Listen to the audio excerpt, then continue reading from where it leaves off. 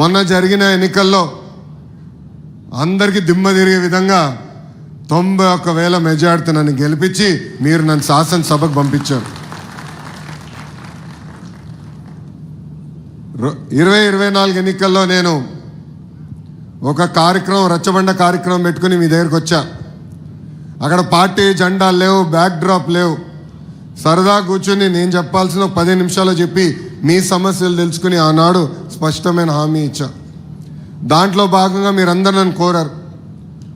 2.5 దశాబ్దాల నుంచి ఇది ఒక కళ, మాకు ఇంటి పట్టాలు మాకు కావాలి, మీరు ఏం చేస్తారో మాకు తెలియదు, ఆ పట్టాలు మటుకు మాకు ఇప్పించండి అని మీరు చెప్పారు. అది ఇప్పుడు కూడా నా బాగా గుర్తు. ఆనాడు మీకు చెప్పా 3 విడతలుగా ఈ కార్యక్రమం జరుగుతుంది. కొంతమంది సులభంగా చేసాక ఉంటుంది, అది ప్రభుత్వ నిర్ణయం మేరకు నడుస్తుంది, అది మొదటి విడతలో జరుగుతుందని చెప్పా. రెండవది ఎండోమెంట్ భూములు, ఇంకో పక్కన రైల్వే భూములది ఇంకొంచెం సమయం పడుతుందని చెప్పా. అతి కష్టమైన పని ఈ కాలువ పైన ఉన్న ఇల్లు కానివ్వండి, అటవీ భూమిలో ఉన్న ఇల్లు, అది అందరితో మాట్లాడాలి, 2-3 సంవత్సరాలు పడుతుంది, బట్ నేను చేసి తీరుతానని ఆనాడు హామీ ఇచ్చా. కరెక్ట్గా 10 నెలలు అయింది ప్రజా ప్రభుత్వం ఏర్పడి. 10 నెలల్లో మొత్తం ఎన్యూమరేషన్ చేశాం, ఇంటికి కొలతలు తీశారు. అధికారులే కాదు, అన్ని పార్టీలకు సంబంధించిన నాయకులు వచ్చారు, కొలతలు తీశారు, వివరాలు కనుక్కున్నారు. ఆ వివరాలు తెలుసుకున్న తర్వాత నేనే స్వయంగా రెవెన్యూ మంత్రి అనగాని సత్యప్రసాద్ గారితో, గౌరవ ముఖ్యమంత్రి గారితో అనేక సార్లు మాట్లాడి ఏకంగా అది క్యాబినెట్కి తీసుకెళ్ళి క్యాబినెట్లో ఆమోదం తెలిపిన తర్వాతనే ఈ కార్యక్రమం మన ముందర తీసుకెళ్లే పరిస్థితి. మీరందరూ ఒక్కసారి గుండెపై చేయబెట్టి ఆలోచించండి. గత 2.5 దశాబ్దాలుగా మీకున్న కళ ఇది. అనేక మంది నాయకులు మీరు కలిశారు. జిరాక్స్ ప్రింటింగ్లకే విపరీతంగా ఖర్చు అయిపోయింది, కాగితాలు ఇచ్చేదానికి ఖర్చు అయింది.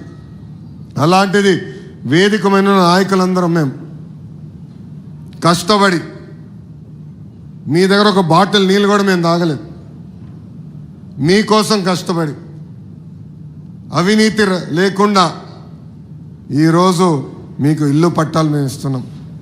పెద్దలు ఇప్పుడే చెప్పారు, దాదాపు మొదటి విడతలో మార్కెట్ విలువ 1000 కోట్ల విలువైన ఆస్తిని ఈరోజు మీకు శాశ్వతంగా హక్కు కూటమి ప్రభుత్వం అందజేస్తుంది. తల్లి మీ అందరికి ఆనాడే చెప్పా, నాకు మీరు ఎంత ఎక్కువ మెజారిటీ ఇస్తే అంత బలం వస్తుందని. 100 పడకల హాస్పిటల్ నేను క్యాబినెట్ మీటింగ్లో అడిగితే కాదని ఎవరు అనలేకపోయారు. దానికి కారణం మీరు నాకు ఇచ్చిన మెజారిటీ. దేవాలయం అభివృద్ధికి నేను నిధులు అడితే కాదని అనలేకపోయారు. భూగర్భ డ్రైనేజ్, భూగర్భ గ్యాస్, భూగర్భ వాటర్, చివరికి భూగర్భ కరెంటు కూడా మంగళగిరిలో వచ్చే 2 నెలల్లో ఆ కార్యక్రమం కూడా స్వీకారం చుడతాం. దానికి కారణం మీరు నాకు ఇచ్చిన మెజారిటీ.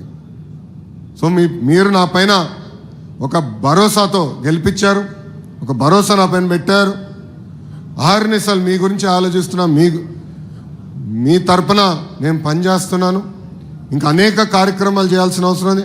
ఒక పక్కన బాబు సూపర్ 6 సంక్షేమ కార్యక్రమాలు గౌరవ ముఖ్యమంత్రి గారు చాలా స్పష్టంగా హామీలు ఇచ్చారు, అదొక పద్ధతి ప్రకారం చేసుకుంటూ వెళ్తాం. ఇంకో పక్కన వచ్చి గల ప్రత్యేకంగా మంగళగిరికి వ్యక్తిగతంగా నేను హామీలు ఇచ్చా.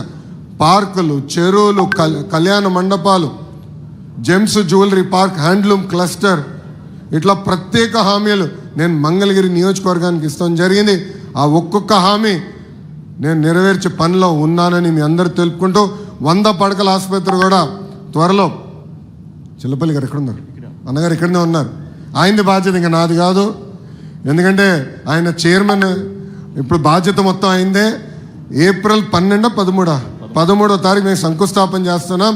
కరెక్ట్గా 1 సంవత్సరం అంటే 2026 ఏప్రిల్ 13న మళ్ళీ ఓపెనింగ్ చేయబోతున్నాం అని ఈ సభాముఖంగా ప్రజలందరికీ నేను తెలుపుకుంటూ, వేదికమైన ఉన్న బీజేపీ నాయకులు, జనసేన నాయకులు, తెలుగుదేశం పార్టీ నాయకులు, మేమందరం కలిసికట్టుగా ఈ కూటమి ప్రభుత్వంలో ప్రజలకు సేవ చేసానికి వచ్చా, మీకోసం పోరాడడానికి వచ్చాను.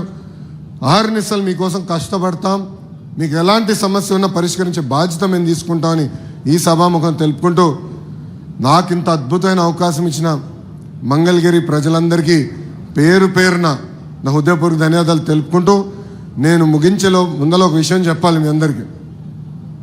ఎన్నికలప్పుడు అందరం సర్వేలు చేస్తాం. మంగళగిరి సర్వే, కుప్పం సర్వే పక్కన పెడితే మనం ఇంకా వెనుకబడి ఉందా? నేను తలగొక్కున్నాడు, ఇంత పని చేసాం ఏంటి ఇంకా వెనుకున్నాం కుప్పానికని. కానీ ఎక్కడో అనిపించింది, లేదు మనోళ్ళు చెప్పరు కానీ ఓటింగ్కి వెళ్ళినప్పుడు గుద్దేస్తాడని. బాబు గారికి చెప్పా, మీకన్నా ఒక్క ఓటు నాకు ఎక్కువ వస్తుంది సార్ అని. నవ్వుతా, కుర్రోలు రా మీకు స్పీడ్ ఎక్కువ అని నవ్వుతా ఎగతాళి చేశారు. కుటుంబం అందరూ నా ఎగతాళి చేశారు.